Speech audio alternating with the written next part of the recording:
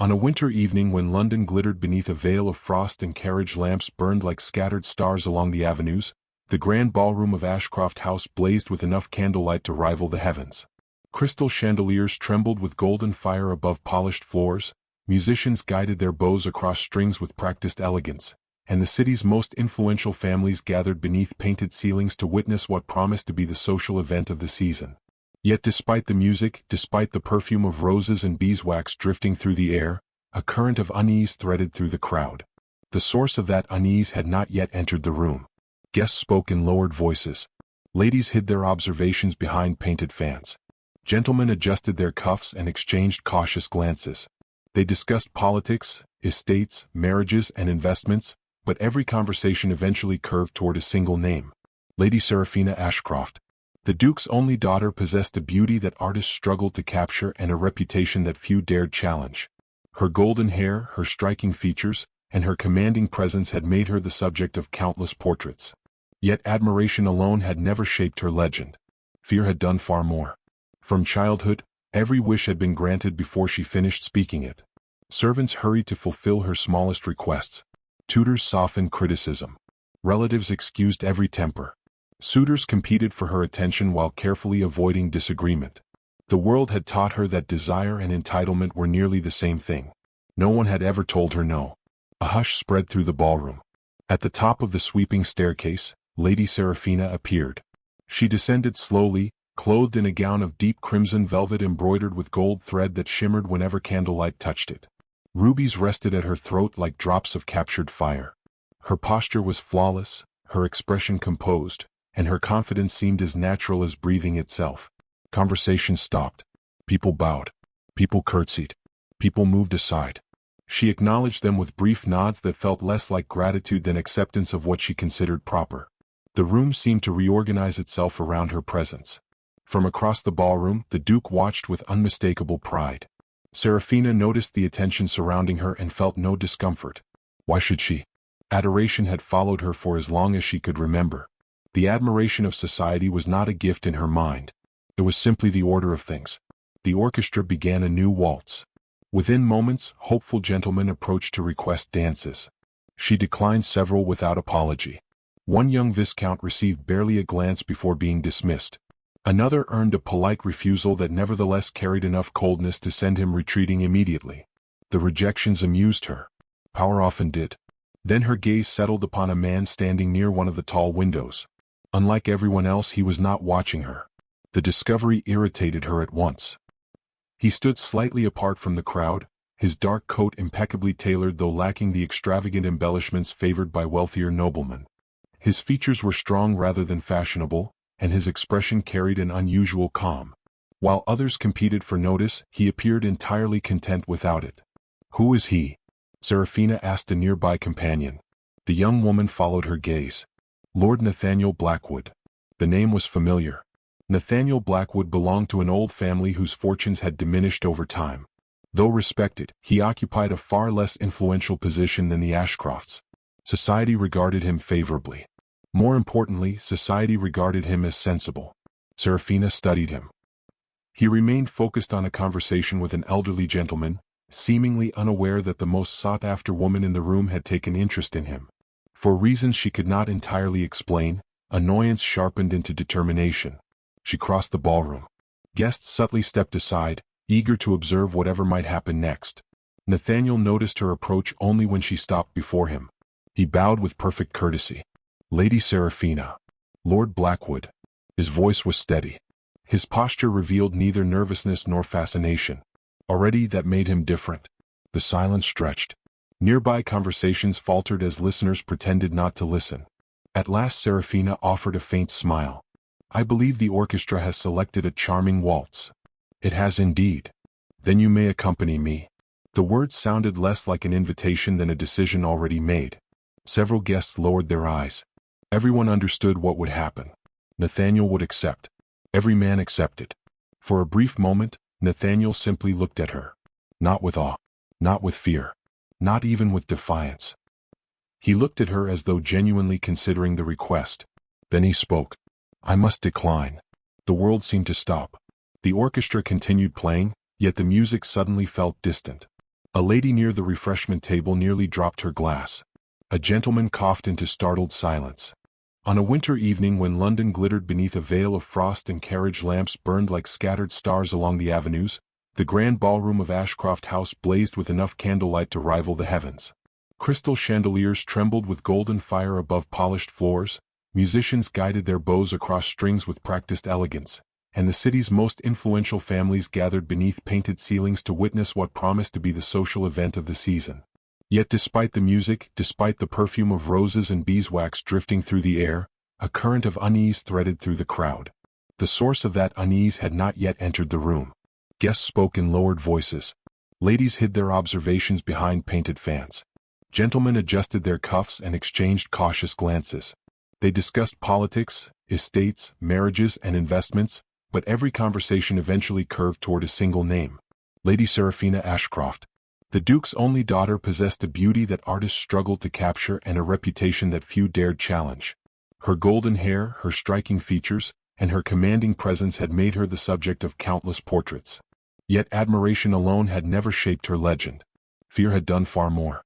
From childhood, every wish had been granted before she finished speaking it. Servants hurried to fulfill her smallest requests. Tutors softened criticism. Relatives excused every temper. Suitors competed for her attention while carefully avoiding disagreement. The world had taught her that desire and entitlement were nearly the same thing. No one had ever told her no. A hush spread through the ballroom. At the top of the sweeping staircase, Lady Seraphina appeared. She descended slowly, clothed in a gown of deep crimson velvet embroidered with gold thread that shimmered whenever candlelight touched it. Rubies rested at her throat like drops of captured fire. Her posture was flawless, her expression composed, and her confidence seemed as natural as breathing itself. Conversation stopped. People bowed. People curtsied. People moved aside. She acknowledged them with brief nods that felt less like gratitude than acceptance of what she considered proper. The room seemed to reorganize itself around her presence. From across the ballroom, the Duke watched with unmistakable pride. Seraphina noticed the attention surrounding her and felt no discomfort. Why should she? Adoration had followed her for as long as she could remember. The admiration of society was not a gift in her mind. It was simply the order of things. The orchestra began a new waltz. Within moments, hopeful gentlemen approached to request dances. She declined several without apology. One young viscount received barely a glance before being dismissed. Another earned a polite refusal that nevertheless carried enough coldness to send him retreating immediately. The rejections amused her. Power often did. Then her gaze settled upon a man standing near one of the tall windows. Unlike everyone else, he was not watching her. The discovery irritated her at once. He stood slightly apart from the crowd, his dark coat impeccably tailored though lacking the extravagant embellishments favored by wealthier noblemen. His features were strong rather than fashionable, and his expression carried an unusual calm. While others competed for notice, he appeared entirely content without it. "Who is he?" Seraphina asked a nearby companion. The young woman followed her gaze. Lord Nathaniel Blackwood. The name was familiar. Nathaniel Blackwood belonged to an old family whose fortunes had diminished over time. Though respected, he occupied a far less influential position than the Ashcrofts. Society regarded him favorably. More importantly, society regarded him as sensible. Seraphina studied him. He remained focused on a conversation with an elderly gentleman, seemingly unaware that the most sought-after woman in the room had taken interest in him. For reasons she could not entirely explain, annoyance sharpened into determination. She crossed the ballroom. Guests subtly stepped aside, eager to observe whatever might happen next. Nathaniel noticed her approach only when she stopped before him. He bowed with perfect courtesy. "Lady Seraphina." "Lord Blackwood." His voice was steady. His posture revealed neither nervousness nor fascination. Already that made him different. The silence stretched. Nearby conversations faltered as listeners pretended not to listen.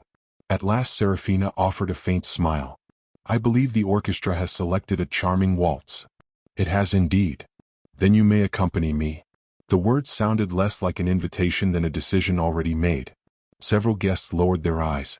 Everyone understood what would happen. Nathaniel would accept. Every man accepted. For a brief moment, Nathaniel simply looked at her. Not with awe. Not with fear. Not even with defiance. He looked at her as though genuinely considering the request. Then he spoke.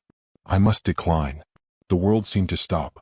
The orchestra continued playing, yet the music suddenly felt distant. A lady near the refreshment table nearly dropped her glass. A gentleman coughed into startled silence. Seraphina stared at him. Surely she had misheard. "I beg your pardon?" "I said I must decline." His tone remained respectful. That somehow made it worse. Color drained from several faces around them. Nobody moved. Nobody breathed. Seraphina felt an unfamiliar sensation spreading through her chest. It was not anger. Not yet. It was disbelief. "You refuse to dance with me?" "Yes." The single word landed with astonishing force. She searched his face for mockery. There was none. She searched for nervousness. None. Nathaniel Blackwood appeared entirely sincere. The disbelief gave way to heat. "May I ask why?" "You may." His answer arrived calmly. She waited. "So why?" Nathaniel glanced briefly toward the dancers turning beneath the chandeliers before returning his attention to her. "Because a dance should be requested, not commanded." The statement was quiet. The impact was devastating. Several nearby listeners visibly stiffened. Seraphina felt humiliation strike with the precision of a blade. No one had ever challenged her publicly. No one had ever suggested that her behavior required correction. For the first time in her life, she found herself standing before a person who seemed entirely immune to her status. "I see," she said. The words emerged colder than ice. Nathaniel inclined his head. "I mean no disrespect. Yet you have managed it. If honesty causes offense, the fault may not belong entirely to honesty." A dangerous silence followed. The ballroom had transformed into an audience. Every whisper, every glance, every heartbeat seemed directed toward them. Seraphina sensed the attention and hated it. She had always occupied the center of a room by choice. This felt different. This felt like exposure. Her pride urged her to retaliate immediately, to cut Nathaniel down with a remark sharp enough to restore order. Yet something unexpected restrained her. Perhaps it was shock. Perhaps curiosity. Perhaps the strange certainty that he would not retreat regardless. "Do you always speak so boldly?" she asked. "Only when truth requires it." "And what truth requires it tonight?" Nathaniel regarded her carefully. The answer appeared to cost him something. "At times, my lady, people become surrounded by agreement. Eventually they mistake agreement for respect." The words entered the silence and remained there. No one dared interrupt. Seraphina's pulse quickened. Part of her wanted to leave. Part of her wanted to demand an apology. Yet another part, smaller and far more unsettling, wondered whether anyone had ever spoken to her with such honesty before. The realization angered her more than the rejection itself. She offered a rigid smile. "Enjoy the remainder of your evening, Lord Blackwood." He bowed. "I wish you the same." Seraphina turned away. The crowd parted instantly. Although her posture remained elegant, she felt every stare following her across the room. Whispers began almost immediately. She could hear fragments drifting through the music. "Refused. Impossible. Did you see? Lord Blackwood. Humiliated." Each word deepened the wound.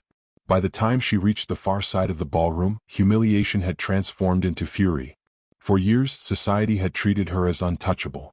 Tonight, one man had shattered that illusion with a single refusal. The orchestra played on. Couples continued dancing. Laughter gradually returned. Yet Seraphina could no longer enjoy the evening. Every glance felt suspicious. Every conversation sounded sharpened by gossip.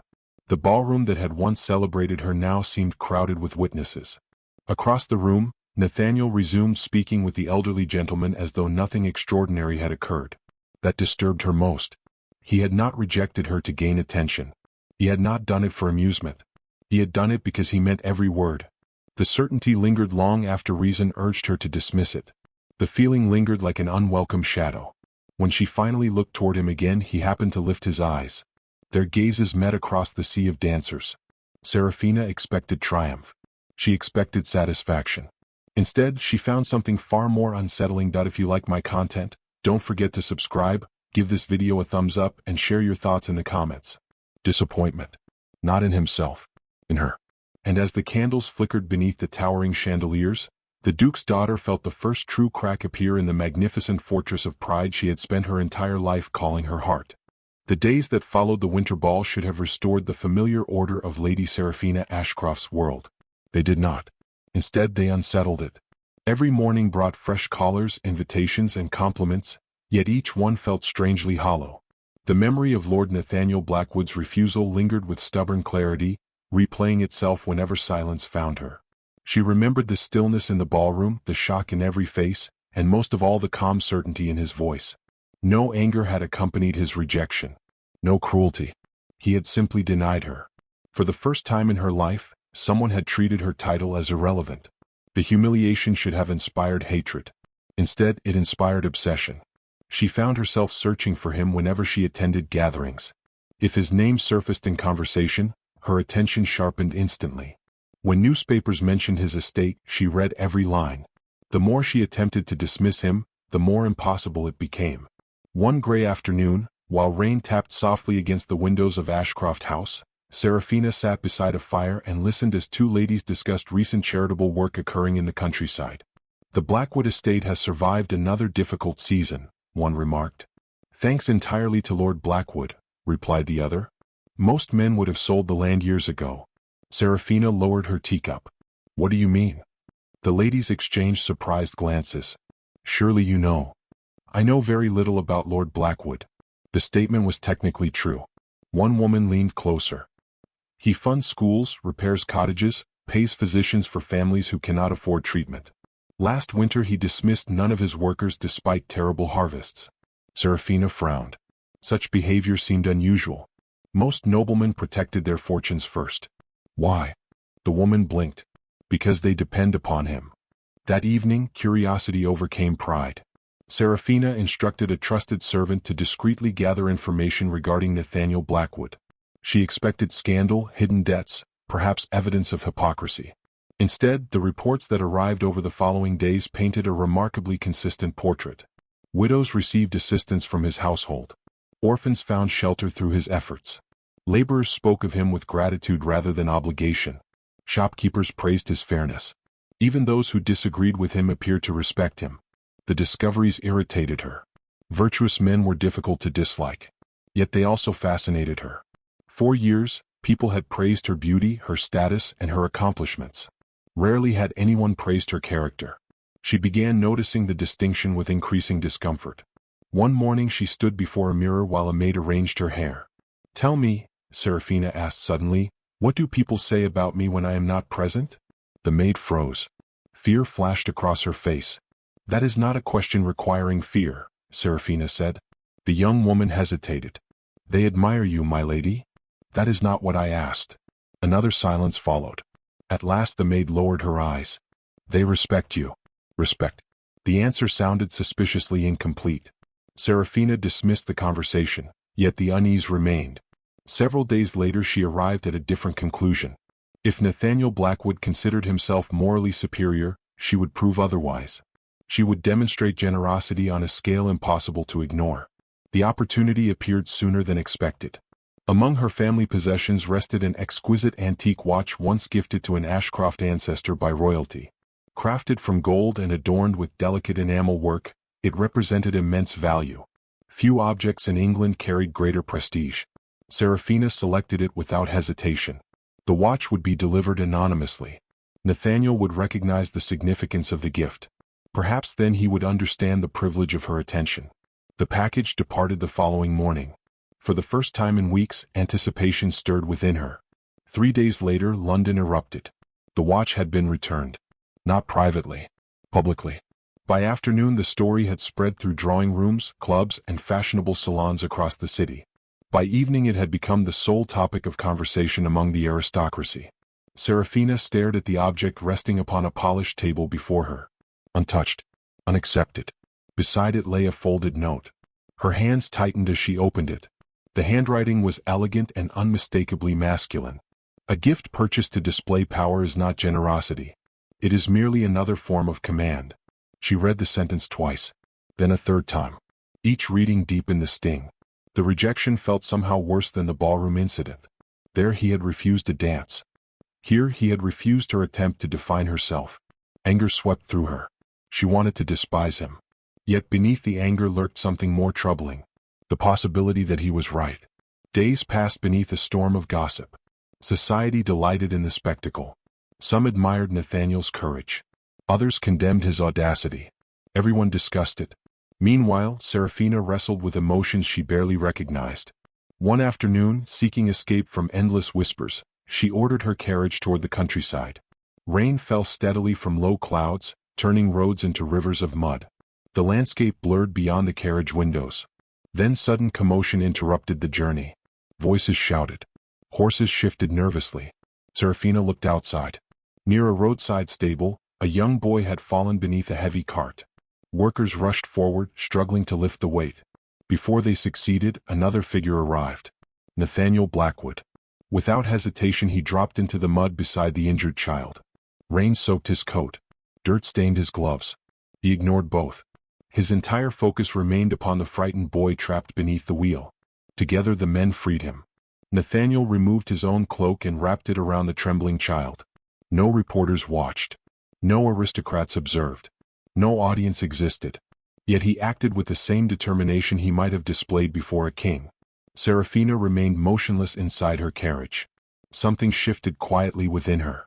For the first time she witnessed kindness stripped of performance. Nathaniel looked up unexpectedly. Their eyes met through the rain. Recognition flickered across his features. He approached the carriage. The storm softened into a distant hush as he stopped beside her window. "Lady Seraphina," he said. She struggled to find words. "You helped him." He needed help. The simplicity of the answer struck her harder than any speech. For a moment neither spoke. Rain traced silver paths across the glass between them. Then Nathaniel offered a faint, thoughtful expression. "There is a gathering at Blackwood Manor next week," he said quietly. "You should come." Before she could answer, he stepped back into the rain. And for the first time since their fateful encounter, Lady Seraphina found herself staring after him not with wounded pride, but with something far more dangerous: hope. The invitation remained upon Lady Seraphina Ashcroft's writing desk for 3 days before she accepted it. During those days she found herself reading the brief note repeatedly, searching for hidden meanings that were not there. Lord Nathaniel Blackwood had not written with flirtation or challenge. The message contained neither apology nor provocation. It was simply an invitation. Yet its simplicity disturbed her more than any elaborate gesture could have.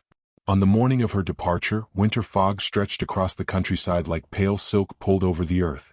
Her carriage rolled away from London's crowded streets and into a quieter world of bare trees, distant church spires and frost-covered fields. As the city disappeared behind her, Seraphina felt an unfamiliar sensation.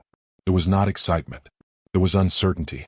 For perhaps the first time in her life, she was traveling somewhere without knowing precisely how she would be received. The journey lasted several hours. Gray skies hung low overhead, and occasional rays of sunlight broke through the clouds, casting fleeting silver light across the landscape. Villages appeared and vanished beyond the carriage windows. Children played beside narrow roads. Farmers worked despite the cold. Everywhere she looked, life seemed simpler than the carefully orchestrated existence she knew in London. By afternoon, Blackwood Manor emerged from the mist. Seraphina had expected decline. She had imagined a struggling estate burdened by neglect and financial hardship. Instead, she found something far more surprising. The manor itself was elegant without being extravagant. Ivy climbed ancient stone walls. Smoke curled from chimneys.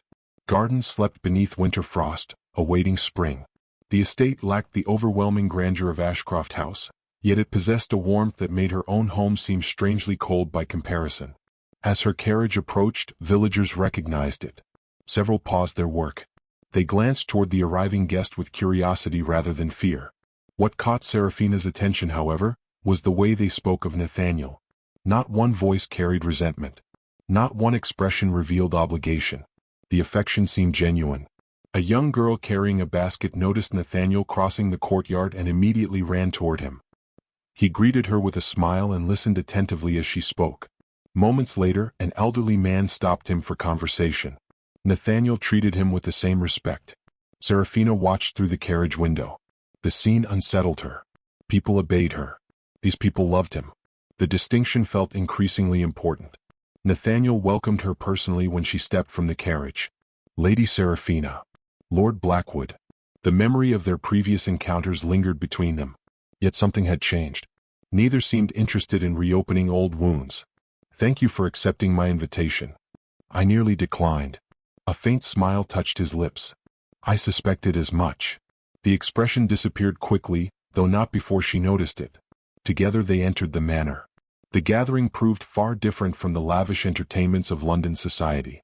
There were no glittering ballrooms crowded with ambitious aristocrats. Instead, local families, respected neighbors, and longtime friends filled the rooms with easy conversation. Music drifted softly through candlelit halls. Laughter emerged naturally rather than strategically. Seraphina found herself observing everything. The way Nathaniel remembered names.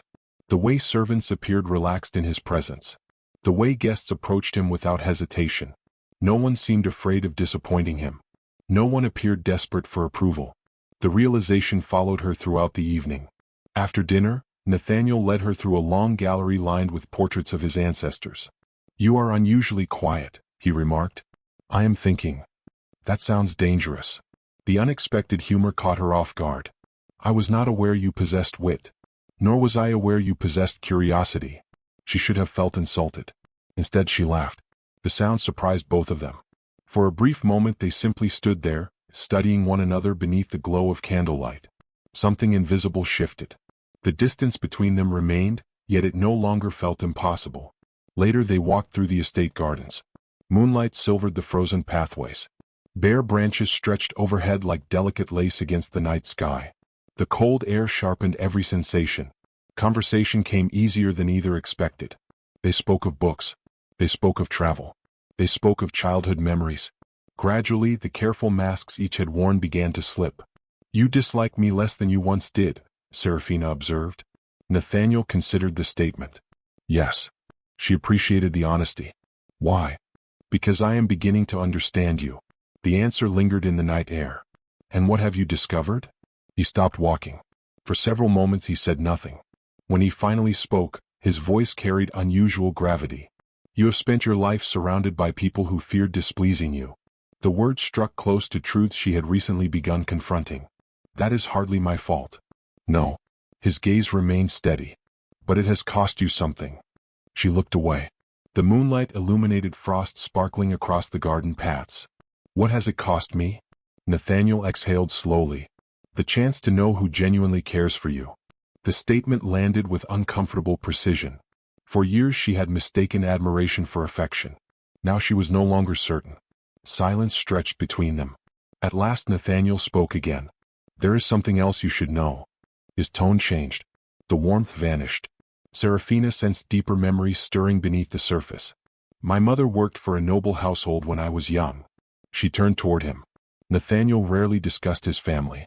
"She was kind," he continued quietly, "dignified, intelligent. Yet she spent years enduring cruelty from a woman who believed wealth justified arrogance." The pain in his voice remained carefully controlled, but it existed nonetheless. Seraphina listened. She was humiliated publicly, corrected constantly, treated as though her feelings held no value. Understanding dawned slowly. "When you first approached me at the ball, I saw someone who reminded me of her." The honesty hurt. Not because it was unfair. Because it was not. Nathaniel lowered his eyes briefly. "I promised myself long ago that I would never reward that kind of behavior." The confession left nowhere to hide. For the first time, Seraphina faced the full weight of her own reputation. Not the gossip. Not the scandals. The truth. Her voice emerged softer than before. "No one ever challenged me." Nathaniel remained silent. "No one ever told me when I was wrong." The admission felt strangely painful. Years of pride seemed to crack beneath its weight. "My father gave me everything," she whispered. "Every comfort. Every advantage. Every privilege." She swallowed. "But perhaps not what mattered most." Nathaniel watched her carefully. "And what was that?" Her composure finally faltered. "The truth."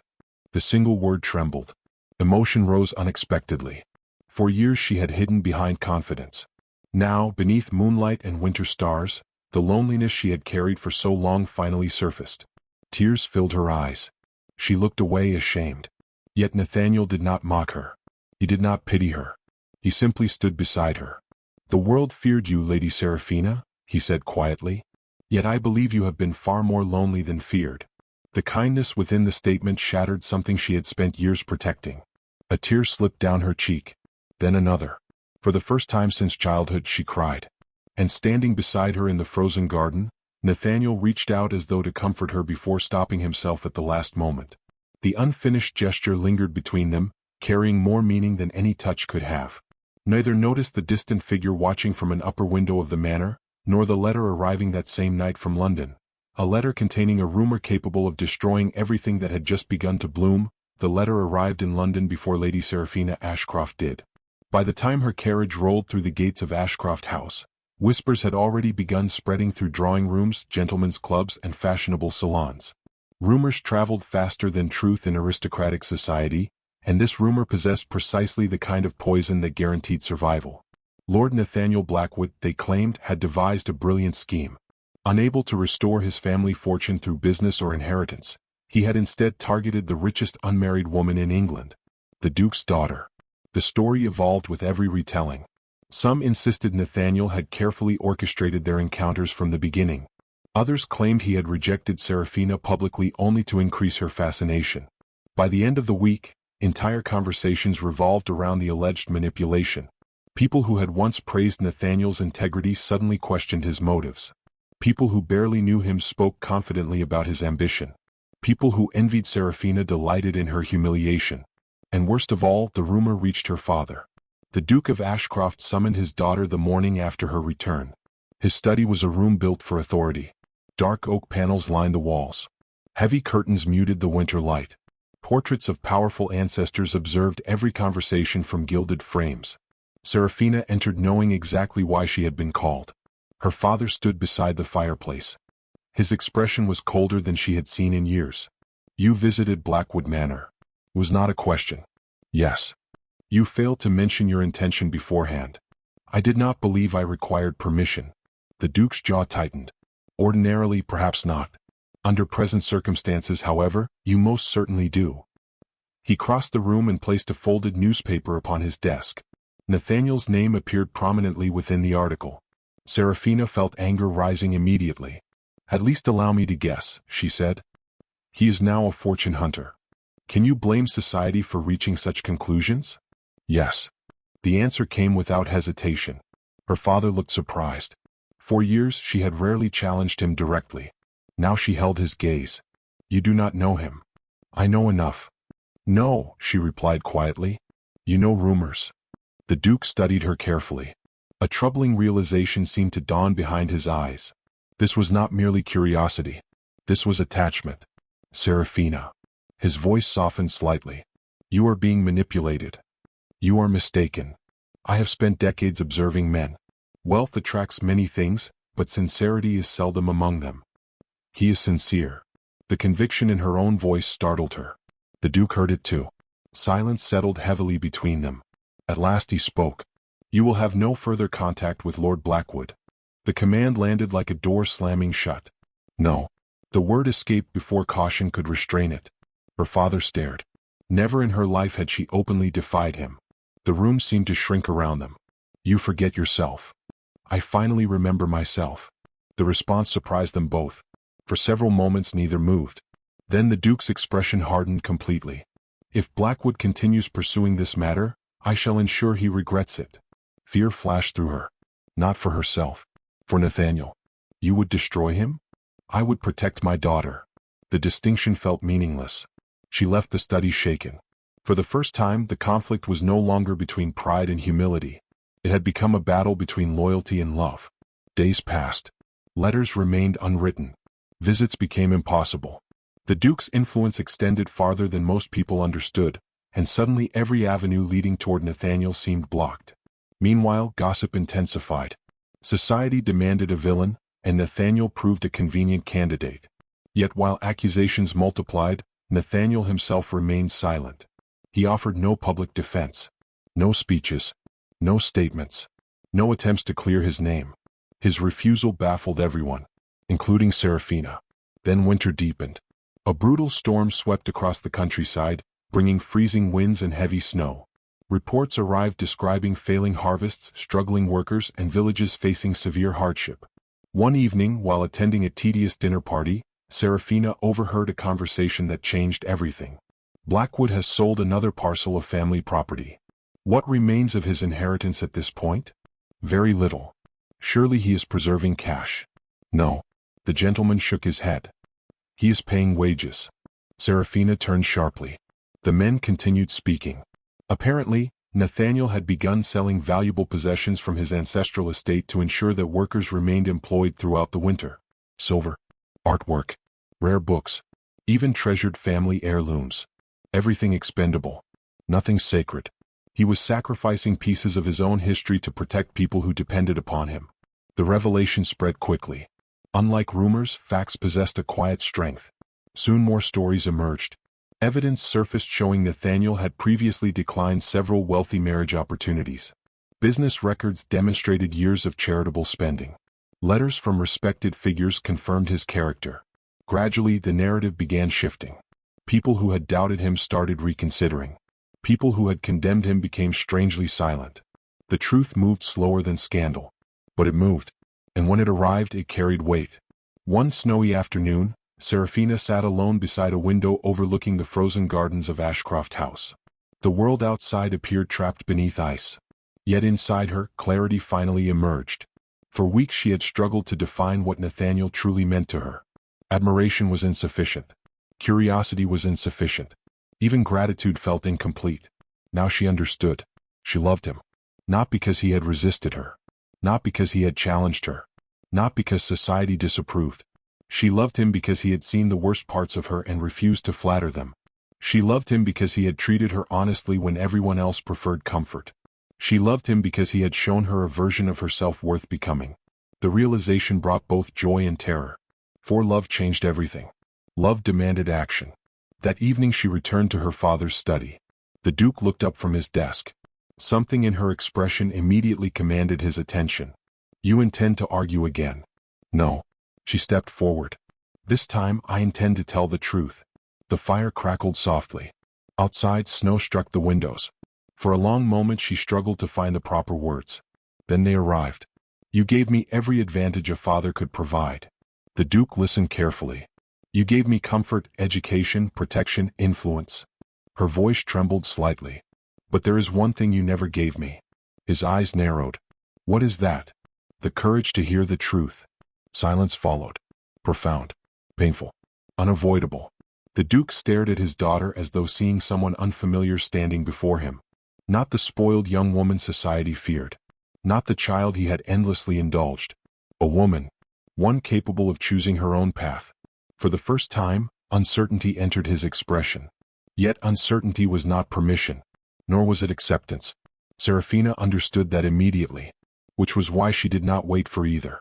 She turned and walked out. Minutes later, servants watched in astonishment as the Duke's daughter descended the front steps wearing a heavy traveling cloak.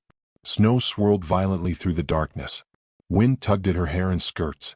The waiting carriage seemed impossibly small against the storm. Behind her, somewhere inside the vast mansion, her father shouted her name.